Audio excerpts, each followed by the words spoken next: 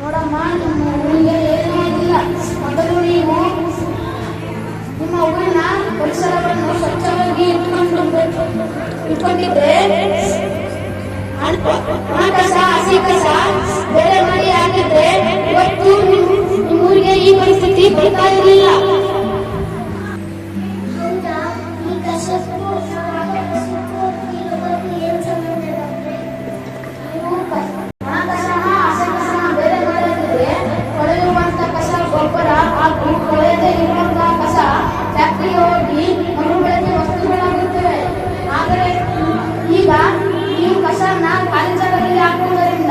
ಅಲ್ಲಿ ಬೆಳೆಯುವಂತಹ ಬೆಳೆ, ಮಣ್ಣು ಎಲ್ಲವೂ ನಾಶವಾಗುತ್ತದೆ.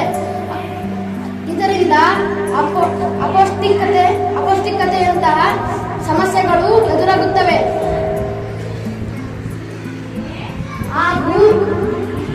ಹಾಗೂ ಕೆರೆ, ಬಾವಿ, ನದಿಗಳಿಗೆ ಕಸ ಹಾಕುವುದರಿಂದ ಅಲ್ಲಿರುವ ಪ್ರಾಣಿಗಳಿಗೆ ಜೀವಕ್ಕೆ ತೊಂದರೆಯಾಗುತ್ತದೆ.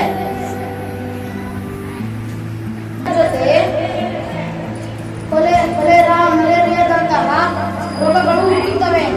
ಎಲ್ಲ ಕಸದ ವಿಲೇವಾರಿಗಿಂತ ಕಸವನ್ನು ಸುಡುವುದು ಅತ್ಯಂತ ಹಾನಿಕಾರಕ ವಿಲೇವಾರಿ. ಪ್ಲಾಸ್ಟಿಕ್ ಅನ್ನು ಸುಡುವುದರಿಂದ ಪ್ಲಾಸ್ಟಿಕ್ನಲ್ಲಿರುವ ಹಾನಿಕಾರಕ ಹೊಗೆ ವಾತಾವರಣದಲ್ಲಿ ಸೇರಿ ಲಂಗ್ ಕ್ಯಾನ್ಸರ್, ಕುರುಡುತನ, ಬಂಜೆತನದಂತಹ ಸಮಸ್ಯೆಗಳು ಬರುತ್ತವೆ. ಅಯ್ಯೋ ಡಾಕ್ಟರೇ, ನಮ್ಮಿಂದ ಬಹಳ ದೊಡ್ಡ ತಪ್ಪಾಗಿದೆ. ಇದಕ್ಕೆ ಏನು ಪರಿಹಾರ ಇಲ್ವಾ? ಇದಕ್ಕೆ ಒಂದೇ ಪರಿಹಾರ.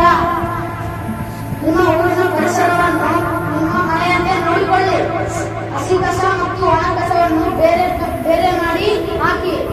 ಗಿಡ ಮರಗಳನ್ನು ನೆಟ್ಟು ಅವುಗಳನ್ನು ಆರೈಸಿ. ಸುತ್ತಮುತ್ತಲಿನ ಜಲಮೂಲಗಳನ್ನು ಶುಚಿಗೊಳಿಸಿ ಕಾಪಾಡಿಕೊಳ್ಳಿ.